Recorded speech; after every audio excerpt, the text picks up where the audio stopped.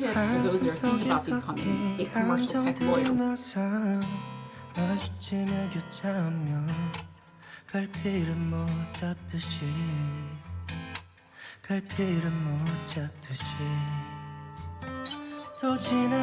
morning, everyone. I'm Anna, and welcome back to my channel. Today, I'm going to share what a day in the life of working as an in-house commercial attorney looks like, as well as share tips along the way for those thinking about becoming an in-house attorney. I worked as an in-house attorney at 2 different tech companies, and most recently, it was a publicly traded company that provided HCM or human capital management software. Twice a week on Tuesdays or Thursdays, I would often dress up in company swag, basically the 5 tops that I had that had the company logos affixed, so I didn't have to think about what to wear. I preferred focusing my energies on more important things to me than thinking about what to wear each morning. After I grabbed a cup of coffee, I'd scan through about 50 or so emails that populated overnight and flag those that needed a response. And throughout the day, there'd usually be about another 100 to 200 emails and Teams messages that would come throughout the day. I typically review about 10 or so contracts a day as a primary or a secondary reviewer. Some contracts would be quite lengthy, but after a while, you learn to be a quick reader. The review of these contracts usually came in 4 different places depending on the size of your legal team and the organization. And the commercial legal team might be split primarily into sales-facing and procurement-facing. This would be the bulk of the work I've seen for most commercial attorneys. If primarily supporting sales, that is where you'd send back and forth marked up Word documents with proposed changes to the term of a contract between you and the buying organization's attorneys. Most of these negotiations can come to a close with email exchanges, but sometimes a call between the attorneys would be scheduled to expedite the process. The workload is typically higher at quarter end, as the sales teams that you support often have sales quotas that they're looking to meet. So we first talked about sales, but then if you're primarily supporting now the procurement team, on the flip side, as your company being the potential buyer, the internal client would be the internal department of the company looking to now purchase something from another company. It is good to know what the purpose of the purchase is. In other words, what problem they're looking to try to solve and what the key concerns are for your internal department. As you review the vendor's contract, you'll learn more about how other organizations draft their legal terms, and along the way, you may learn ways to fine-tune your own internal contracts. So we've covered the 2 primary buckets, sales-facing and procurement-facing.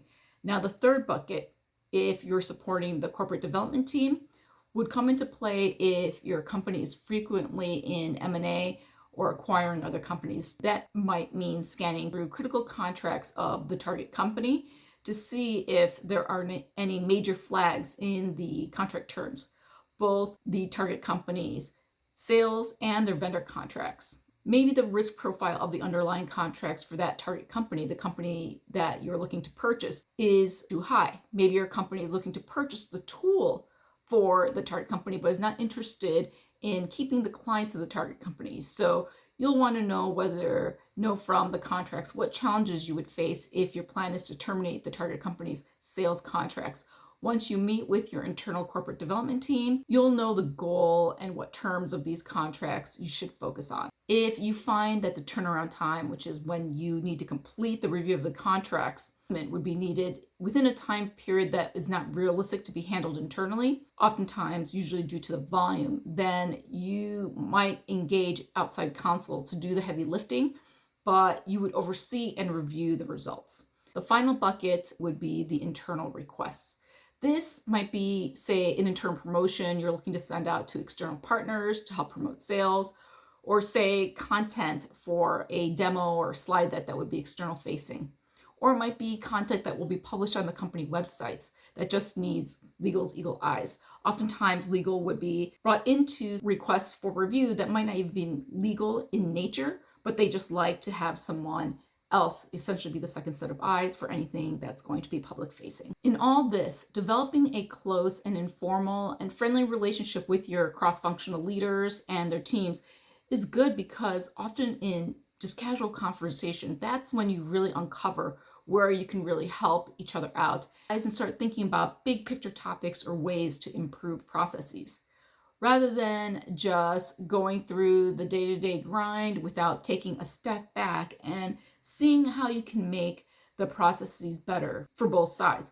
I always leave these cross-functional meetings feeling recharged and with fresh perspectives, but also feeling more connected and engaged rather than just staying in my bubble of cranking out red lines, which are negotiated markups or just, pushing paper back and forth and staring at a computer screen. I wanted to share with you a few tips on some resources that I suggest that you tap into and other recommendations for those that are thinking about becoming a commercial tech lawyer, whether straight out of law school or transitioning into this area as a new area of law. One of the things that attorneys often expect from newbies is to be resourceful.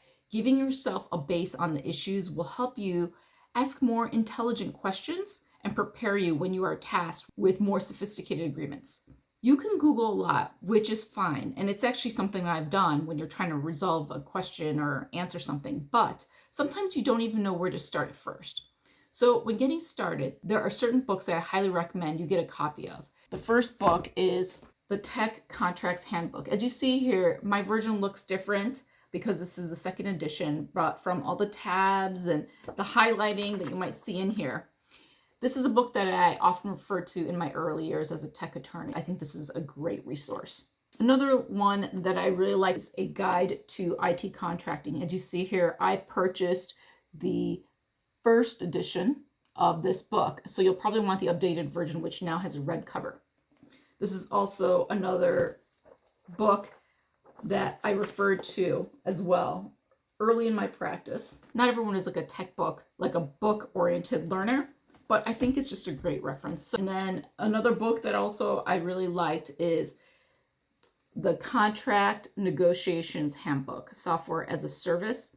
These are the books that I recommend that you reference as early on as an attorney, especially if you're just trying to get the foot in the door and you want to familiarize yourself with the lingo as you're preparing for interviews. I think these are just great sources to kind of give you a good framework for things that you're looking to learn. I have one other book recommendation that isn't specific to commercial attorneys, but generally for anyone that is making a major switch in their career, whether it's changing companies, changing departments within the same company, or even when moving up into a more leadership role within the same department.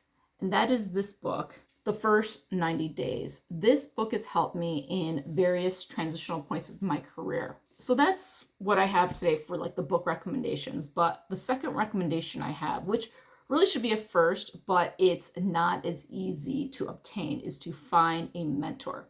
This is something that took me a long time, a little bit too late, I believe, in my own career. Someone that you can refer to that might not necessarily be able to give you all the answers, but having someone you can go to for questions and guidance as you develop yourself in your career is so critical.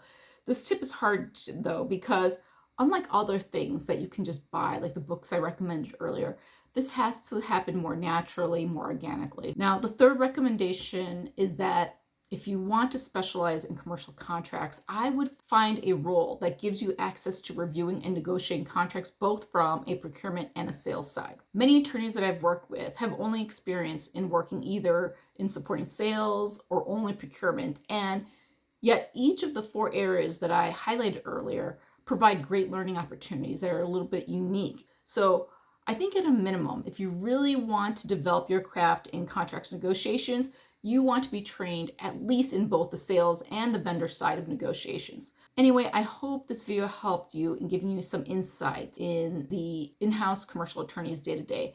I'll see you in my next video.